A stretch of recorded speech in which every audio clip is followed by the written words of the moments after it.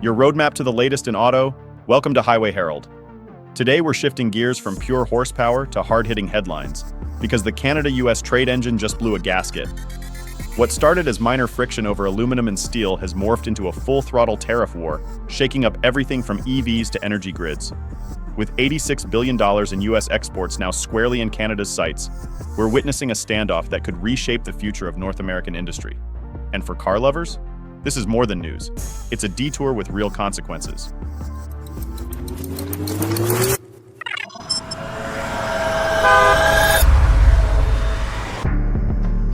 Number 5. A trusted trade route turns treacherous. For years, Canada and the United States maintained one of the smoothest running trade partnerships on the planet.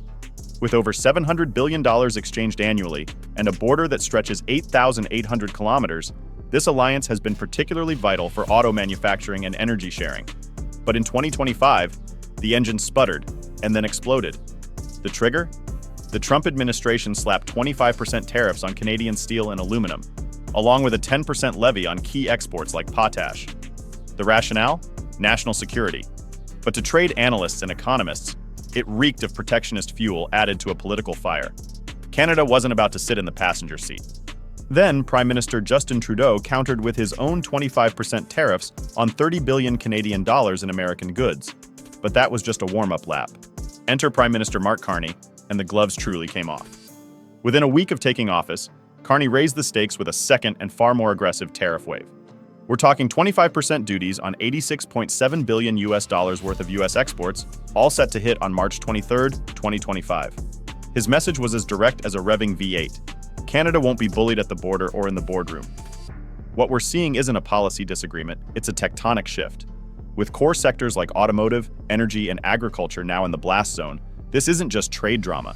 It's a torque-laden collision with long-term consequences. And no sector feels the torque more than the automotive world. Number 4. EV giants and Detroit titans face a Canadian check engine light. No surprise here, the automotive world is in the crosshairs, and the impact could hit harder than a pothole at full speed.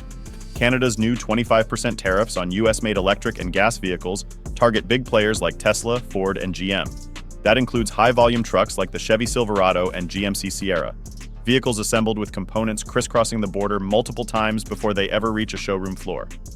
For Tesla, this is a gut punch. Already walking a tightrope in a turbulent EV market, they now face another hurdle. Canada is even rumored to be crafting Tesla-specific duties aimed at US-sourced batteries and components. Ford and GM aren't safe either. Roughly 5.3 million light vehicles are assembled across Canada and Mexico each year, with a large chunk destined for American roads. These new tariffs could trigger serious price hikes for Canadian buyers or force automakers to eat into their margins, neither of which sounds appealing in today's market. And let's not forget the EV adoption curve. Tariffs mean higher sticker prices just as Canada is trying to boost electric mobility. With homegrown EV production still in low gear, consumers may pump the brakes on going electric.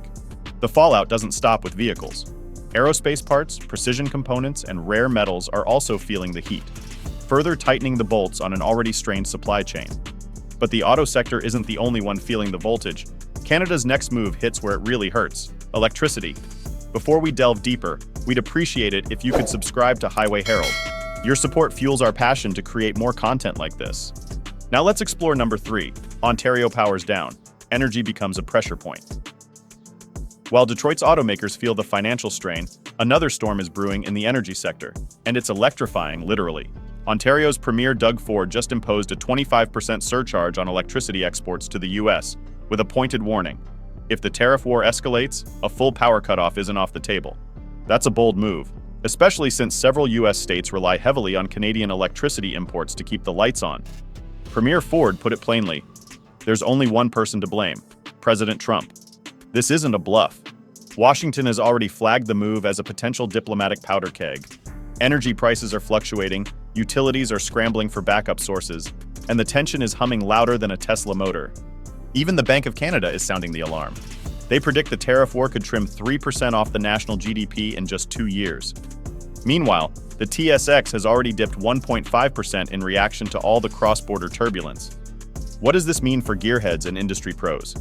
It means factories could lose power, assembly lines could face shutdowns, And with manufacturing and supply already stretched thin, this energy squeeze could choke out performance in more ways than one. So how is Canada preparing to hold the line economically? That brings us to Carney's counterstrike. Number 2. Carney's game plan, reinventing the domestic engine. Canada isn't just punching back, it's tuning up its own economic engine for long-term endurance. Prime Minister Mark Carney has launched a comprehensive homegrown defense strategy aimed at shielding Canadian industries from US turbulence. At the heart of this plan is a 450 million Canadian dollars lifeline for small and medium-sized businesses. But that's just the first gear. He's also rolled out deferred tax programs, direct subsidies to manufacturers, and a sweeping national Buy Canadian campaign to supercharge domestic production. These aren't temporary patches, they're structural upgrades. Infrastructure is also getting a major boost. Think port expansions in Churchill and new LNG hubs on the West Coast. Critical nodes designed to give Canada more control over its trade pipelines and less exposure to US bottlenecks. Perhaps most telling?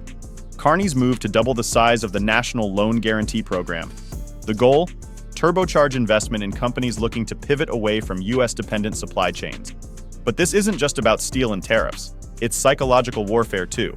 Canadian-backed ad campaigns are now lighting up billboards across American swing states, from Florida to Nevada. Their message? Trade wars aren't abstract.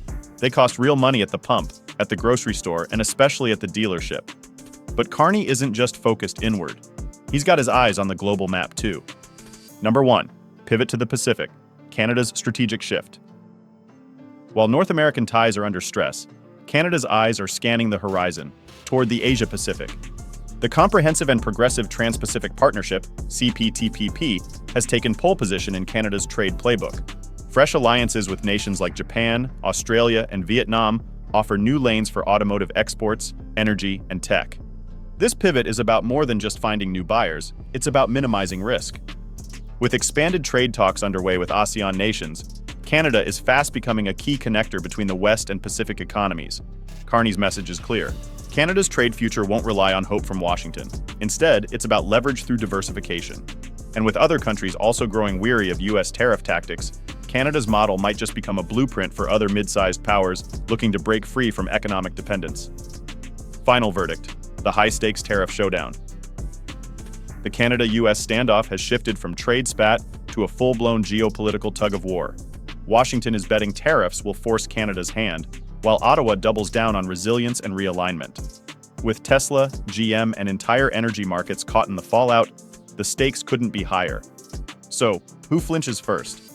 Carney's playbook signals a rebuild, not a retreat. But will it work? We want your take. Will Canada's countermeasures reshape US policy? Are we entering a new era of fractured trade in North America? How will these tensions affect automakers and everyday drivers?